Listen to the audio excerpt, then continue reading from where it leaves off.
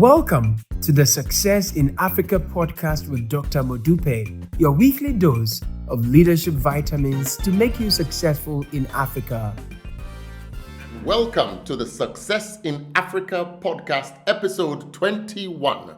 My name is Dr. Modupe Taylor Pierce, and I am a scholar and practitioner of leadership and organizational development. Simply put, I study what makes people successful. I have been studying this for 3 decades with a particular focus on people in Africa, and in this podcast, I will share stories, lessons, and insights about people having success in Africa. Why this podcast? Because I am sick and tired of Africa being the poorest continent in the world. We are blessed with the greatest resource, that is young people. Africa will soon have the largest number of working age people in the world. And when these people achieve success, watch out. Africa's wealth will be unparalleled. Why? Because I don't know of too many Africans whose goal in life it is to die poor. You see, success in life is simply the achievement of a predetermined goal. Whether that goal is owning a house and a car, creating employment for 1,000 people, or transforming your country into a high-income country, this podcast has been created to help you to achieve it. So, if you are serious about achieving success in Africa, I want you to subscribe to this channel. If you like the video after you have watched it, please click the like button. This podcast is brought to you courtesy of BCA Leadership, the largest leadership enhancement company in Africa. If you have questions that you want me to answer after watching this video, just log on to BCA Online. The link is on the screen, and post your questions there. That is where I will respond to your questions. This month, we have been exploring success in the non-profit sector, sharing tips for success in setting up and growing non-profit organizations. In the past 3 weeks, we have learned about the importance of having a board for providing your organization with credibility, advice, resources, and risk management.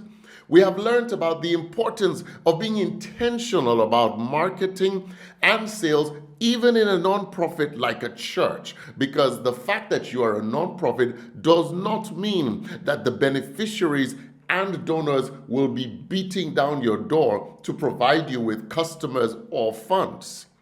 We have also learned the importance of courage from Patrick Aoua of Ashesi University when intending to make a difference in Africa.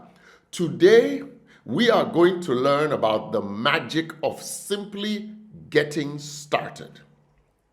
You see, Goethe, a German philosopher, once said, "Boldness has genius, power, and magic in it." When it comes to starting a non-profit organization, getting started is critical. You will never have all the resources you need, so waiting until you receive them is a waste of time. You will also never have all the encouragement that you would like from your friends, colleagues, and family. So waiting until you receive a nod of approval about your idea is an exercise in futility.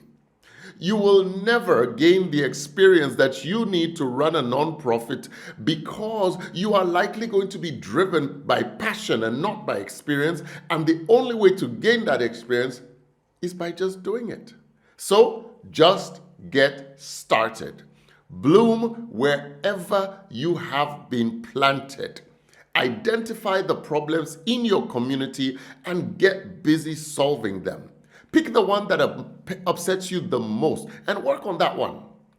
This is what happened to Rui Santos, the founder of Makobo, a social enterprise in Mozambique. Mozambique is a country of 26 million people. More than half of them are under 18 years old. And 43% of the children under 5 years old suffer from malnutrition. This is a developmental problem because research shows that when an infant suffers from malnutrition during its first 4 years, the infant's brain development is inhibited irreversibly. and that child's ability to learn will be permanently retarded. Essentially, this malnourished infant is given a life sentence of poverty and unproductivity by the time she or he is 4 years old if something is not done to ensure that the infant is properly nourished. Imagine what this means for an entire nation. This was the problem that Rui Santos simply could not stand idly by and allow to continue. Not on his watch.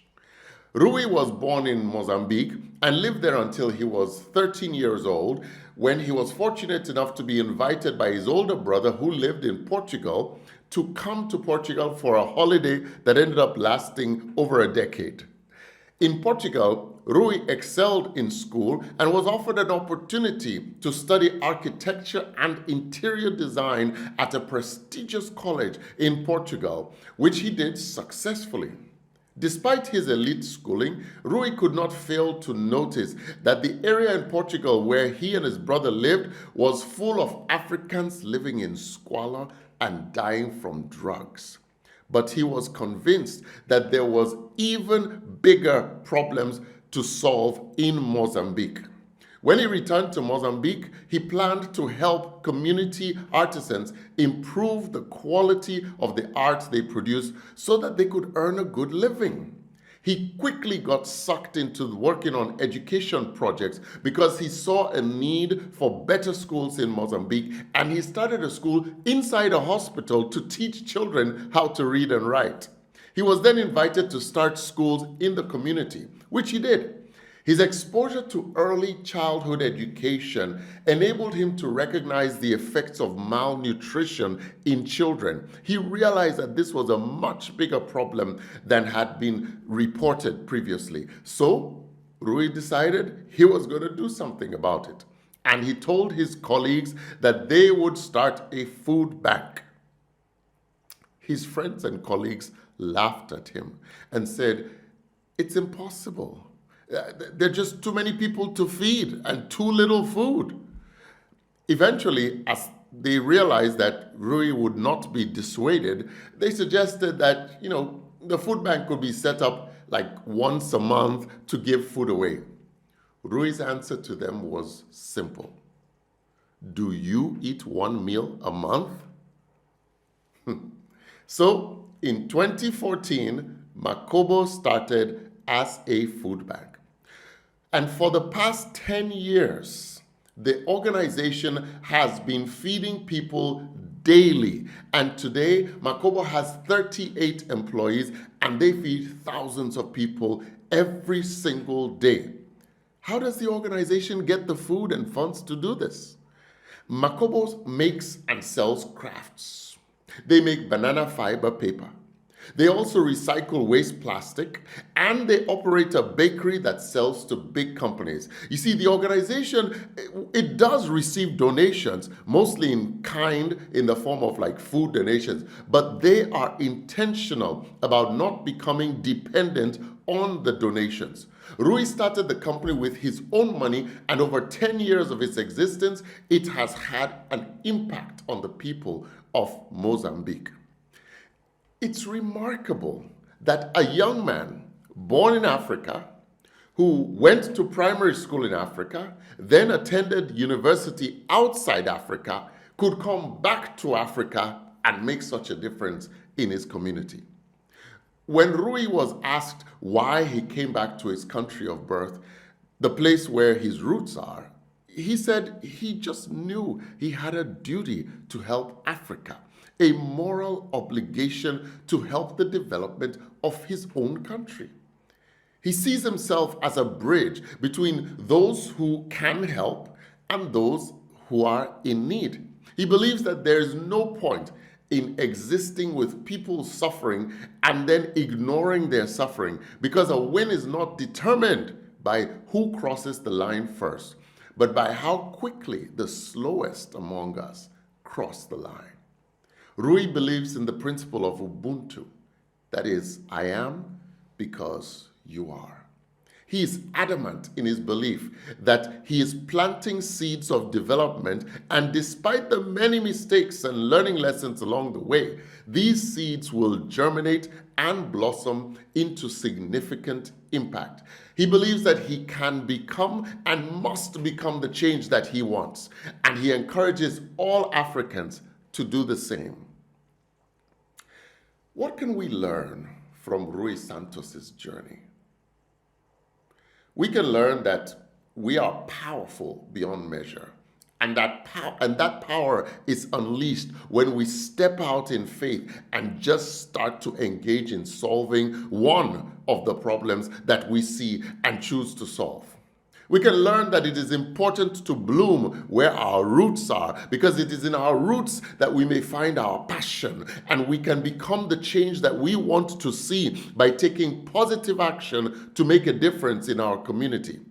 We can also learn that the fact that we did not attend secondary school or university in Africa should not and does not preclude us from returning to Africa and making a difference in our beloved continent. Finally, we can learn that we do not have to be a development major in college or to make a difference in development or any area that we're passionate about. You see, Rui opened schools and he was not an education major. He started a food bank and he was not a nutrition major. He started a bakery, a recycling plant, and a paper mill without having those academic disciplines in his curriculum vitae. He was able to do these things because he was intentional about learning new things and continues to be intentional about learning. You see, we can excel in any area that we choose in Africa as long as we are willing to make the time and the effort to learn about it and apply our knowledge to action that is focused and consistent. I want to send a special message to Africans in the diaspora. Over the past 5 months, we have featured at least 4 successful Africans who had lived in Europe or North America and moved back to Africa to make a difference and create a business or a nonprofit. These include Yvonne Akisoya, Olusegun Jaji, Fred Swanika, Patrick Awa, Cyril Conchu, and now Rui Santos. In many of these cases, these people came back to Africa and ended up solving problems that they discovered that were different from what they thought they were coming back to Africa for. The lesson in this is that there are so many problems that need to be solved in Africa that you may find yourself working in a different area because your skills and passion better fit that area. More importantly, you will not know the problems that are best suited for you to solve until you come back to Africa. So if you are in the diaspora and wondering if you should come, how you should come, and when you should come, remember what Goethe said: boldness has genius, power, and magic in it. So just come. There will never be a good time for you to pack up and leave. And you can always find 100 excuses to stay in Europe or North America. But the reality is that Africa needs you. Africans need you. And you will make a far greater impact in the continent in which you were originally planted than in the continents in which you have transplanted yourself. So just come. Be bold. This brings us to the end of today's podcast. I look forward to reading your comments and feedback about this podcast.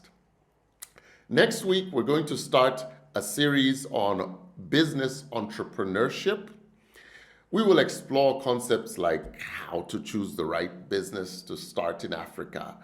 So if you're keen on starting a business in Africa, don't miss the next 4 episodes. Don't forget to subscribe to this channel and like this video. Tell your friends about it. Together, we can transform our beloved continent. See you next week. Tomorrow belongs to those people who prepare for it today. See you next week.